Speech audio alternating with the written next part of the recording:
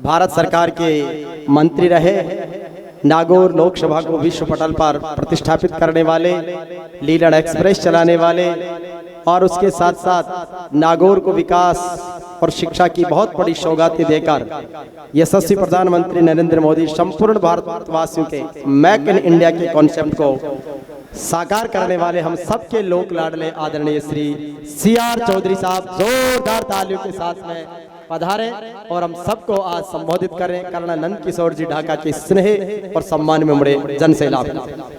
बोले भारत माता की। आगे आगे ही बोले, पीछे तो बोले ही नहीं लग रहा है। बोले भारत माता की। तेजाजी महाराज की। सबको धन्यवाद। स्वर्गीय संत नारायण राम जी की स्मृति में उनकी मूर्ति अनावरण के समारोह पर हमारे मध्य लोकसभा में हमारे साथी भी रहे और सबको आशीर्वाद भी मिलता था। और आज भी सिक्कर क्षेत्र से भारत की सर्वोच्च और सबसे बड़ी पंचायत में आवाज़ गूंजाने वाले संत श्री स्वामी सुमेधानंद जी महाराज हमारे बीच में अभी ब्रिगेडियर साहब आए थे। ब्रिगेडियर साहब हमारे पूर्व जिलाध्यक्ष मोदी जी भाजपा के सारे। अभी एक खुशखबरी कि हमारे पास में डीडवाना क्षेत्र में केंद्रीय विधायक प्रवास योजना के तहत पधारे गुजरात के विधायक महोदय, सम्मानित मंच, सभी सेना से पधारे हुए अधिकारियों, रिटायर और वर्तमान सभी सेना के अधिकारी महानुभावों, आज इन्होंने ये फंक्शन किया है।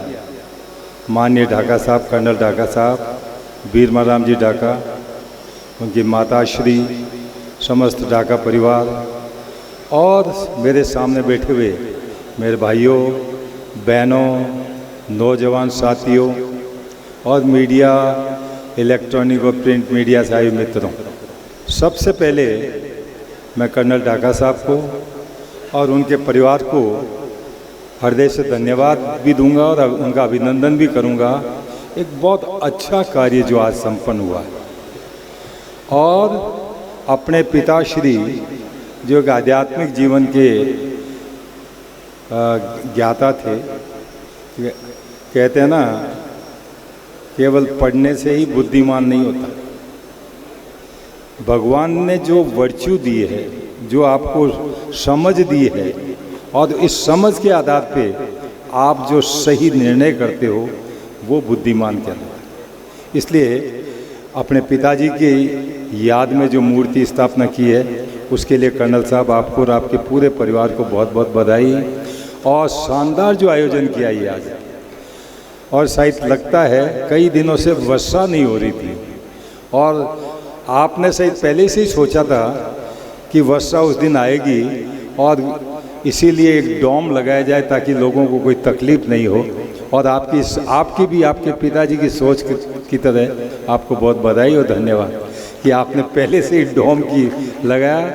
और आज मूर्ति समारोह पे वास्तव में कहते हैं ना, कोई संत हो, संत का मतलब भंगवा पहनना या सफ़ेद कपड़े पहन लेने से ही नहीं होगा। संत का मतलब है विचारधारा से संत, ईश्वर में आस्था रखता हो। और ऐसे व्यक्ति की मूर्ति का अनावरण रखा जो ईश्वर में आस्था रखते थे। आस पड़ोस में जैसा भी कर्नल साहब ने बताया, नारायण राम जी कहीं पे भी सत्संगत होती थी उस समय पहुंच जाते थे। तो वो उन्हीं की आज मूर्ति का अनावरण पे भगवान ने भी देखा है कैसे स्वर्गीय आत्मा की मूर्ति का अनावरण हो रहा है। इसलिए कई दिनों के बाद में बारिश भी आज हो गई है। इसलिए इंद्र भगवान का भी हम वो कहते हैं ना, वो प्रार्थना करते हैं कि ऐसी लोगों पे बुरा दस्त बनाए रखे, लोगों की आशीर्वाद प्रदान करते रहे। इस अवसर पे 2-3 बात कहूँगा। पहला, कर्नल साहब का भी जीवनी देख रहे थे, यानी सामान्यतः नौकरी लगने के बाद में नौकरी छोड़ना बहुत मुश्किल होता है। आपने बीच में नौकरी छोड़ी और उसका उद्देश्य ये था मैं मेरे समाज की सेवा करूं, मैं कोई इस प्रकार की संस्था खोलूं जिससे युवा पीढ़ी आगे बढ़े, उनको सभी सेक्टर में जाने का मौका मिले और वास्तव में ये अपने जो सोच थी उसके अनुरूप भी चल रहे हैं और सोच को सत्यार्थ कर रहे हैं। उसके लिए भी कर्नल साहब आपका बहुत अभिनंदन और धन्यवाद, क्योंकि कर्नल जो एकेडमी है वास्तव में बच्चों को तैयार कर रहे हैं। और ये बच्चे जाके, मैं एक बार इनकी एकेडमी में गया, देन आई टोल्ड, मैंने कहा भाई देखो, केवल मात्र फौजी मत तैयार करो, आप कमीशन ऑफिसर तैयार करो, क्योंकि हमारे बच्चे बहुत इंटेलिजेंट है। अब आप 10वीं पास को बुला लेते हो, मेरिट के आधार पर एडमिशन देते हो, 80-90% वाले का एडमिशन दे रहे हो, तो क्यों नहीं उनको और ज़्यादा बीए वगैरह करा के कमीशन में, 12वीं पास करके कमीशन में जा सकते हैं, डायरेक्ट एनडीए वगैरह में जाते हैं। और उन्होंने हमारी बात को माना। अब now he is preparing for the NDA, candidates for the NDA, तो उसके लिए भी आपको बहुत बधाई। जीवन में 3 लक्ष्य, पहला अपनी संपत्ति जो है, यदि उसके आप अपने आप को ट्रस्टी मानोगे तो सदैव सुखी रहोगे। आपने मालिक मान लिया, ये मेरा मकान, ये मेरा बेंगलो, ये मेरी कार है, आपकी है, लेकिन वो मेरा शब्द मत करो। ये ईश्वरीय देन है जो आपको मिला है। आपके जैसा नाक और कान सबके हैं, लेकिन कई बेचारे बिना कार के घूम रहे हैं। आपको कार मिली तो you must be thankful to the almighty, उस भगवान का शुक्रिया अदा करो। इसलिए सुखी रहना है तो कहते भाई मैं तो इसका ट्रस्टी हूँ, रखवाला हूँ केवल मात्र, ये बाकी ऊपर वाले की देन है। दूसरा, जो कुछ भी है उससे कुछ ऐसे काम करो जो लोगों को रोजगार दे सके।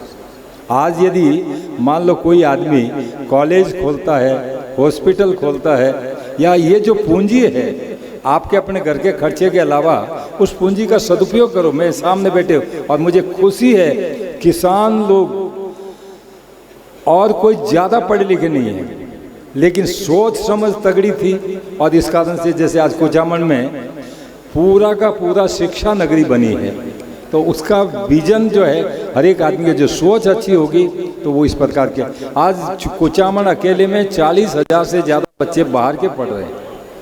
तो ये हर व्यक्ति को सोच रखनी चाहिए, मेरा काम चलने के बाद में मेरे पास कोई सरप्लस है, कुछ अधिक पैसा रहा है, तो कुछ अच्छे काम में लगाएं। और कर्नल साहब, आपने अपनी सोच को भी परिपक्व किया और ये आपका कर्तव्य भी था कि कोई आदमी आता है तो अपने सरप्लस को कहीं अच्छी जगह इन्वेस्ट करे। और मोदी जी का, हमारे प्रधानमंत्री जी का तो ये है कि आज के युवाओं को नौकरी मांगने की बजाय नौकरी देने वाला बनो, नौकरी मांगने की बजाय नौकरी देने वाला बनो। और वो तभी हो सकता है जब इस प्रकार की संस्थाएं आप खोलोगे तो 100% नौकरी देने वाले बनोगे। आपको इस यानी कई प्रकार की भारत सरकार की जो इन्वेस्टमेंट की योजनाएं है उसके तहत इन्वेस्ट करते, और ये जो आपका है भारत सरकार की जो हम मेरे टाइम में कॉमर्स मिनिस्ट्री ने भी invest in India, make in India, startup, stand up, ये जो योजना चलाई थी युवाओं के लिए लगाई कि भाई आपको करोड़ों रुपए भारत सरकार बैंक्स लोन देगी और उसके आधार पे आपको इनको काम करो। तो मेरा यही था। तीसरा कर्तव्य यह है, प्रकृति ने हमें खूब दिया, प्रकृति को उतना ही लूटो जितना आवश्यक है। आप खेती के लिए 3-3, 4-4 फसल लेने की कोशिश करते हो कई बार, लेकिन अल्टीमेटली ज़मीन जवाब दे देती है। कुएं को, ट्यूबवेल को पानी निकालने में कोई कसर नहीं छोड़ रहे हो, लेकिन अल्टीमेटली कुछ सालों के बाद में कुआं आपको हाथ जोड़ लेगा, अब पानी नहीं। तो सतत विकास के लिए इनको इस प्रकार से व्यय करो ताकि लंबे समय तक चले, आने वाली पीढ़ी भी उसका सदुपयोग करे। चौथा, भाई जितने बैठे हो, आज का जो युवा है, अभी प्रधानमंत्री जी ने 15 अगस्त को बहुत सही बात की, India is the largest democratic country, सबसे बड़ा प्रजातंत्र भारत में, सबसे ज़्यादा जनसंख्या भारत में, सबसे युवा भारत में, वर्ल्ड में सबसे ज़्यादा युवा शक्ति भारत में है। और ये युवा शक्ति से मेरा अनुरोध है, अपनी डायरेक्शन सही रखो, दिशा सही पकड़ो तो आप 100% आगे बढ़ोगे और आपको कोई रोक नहीं पाएगा।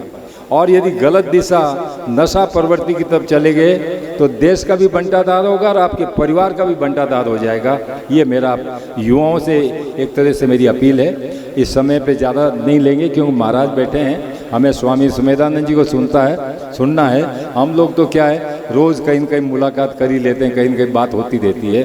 पुनः मैं लास्ट में मेरे आज का जो इस मंच संचालन करने वाले भाई हरिराम जी किमाड़ो को भी धन्यवाद दूंगा। ये हमारा पूरा युवाओं की भी खैर खबर रखता है, जो मेरिटोरियस बच्चे हैं गांव के उनका भी पूरा ध्यान रखते हैं और आजकल जेवीपी मीडिया चलाते हैं और तेजा जी के विशेष भक्तजन हैं, तो इसलिए इनका भी बहुत बहुत अभिनंदन, बहुत बहुत स्वागत। पुनः मंच पे और स्पेशली स्वामी जी का मैं हृदय से, कर्नल साहब आपकी तरफ से भी मैं अभिनंदन करता हूं स्वामी जी का। आपने समय निकाला और हमारे यहाँ पधारे, हमारे लोगों को आपका उपदेश मिलेगा। पुनः आपका भी धन्यवाद। और मंच पे जितने बैठे हैं सबके नाम जान रहा हूँ, लेकिन मेरे 10 मिनट इसी में ख़राब हो जाते, इसलिए मैंने किसी का नाम नहीं लिया, मुझे माफ़ करना। और सामने वाले भी सभी कहीं न कहीं भाई बंद टकराते रहते हैं अपन लोग। सबका बहुत बहुत अभिनंदन, धन्यवाद। जय हिंद, जय भारत। भारत माता की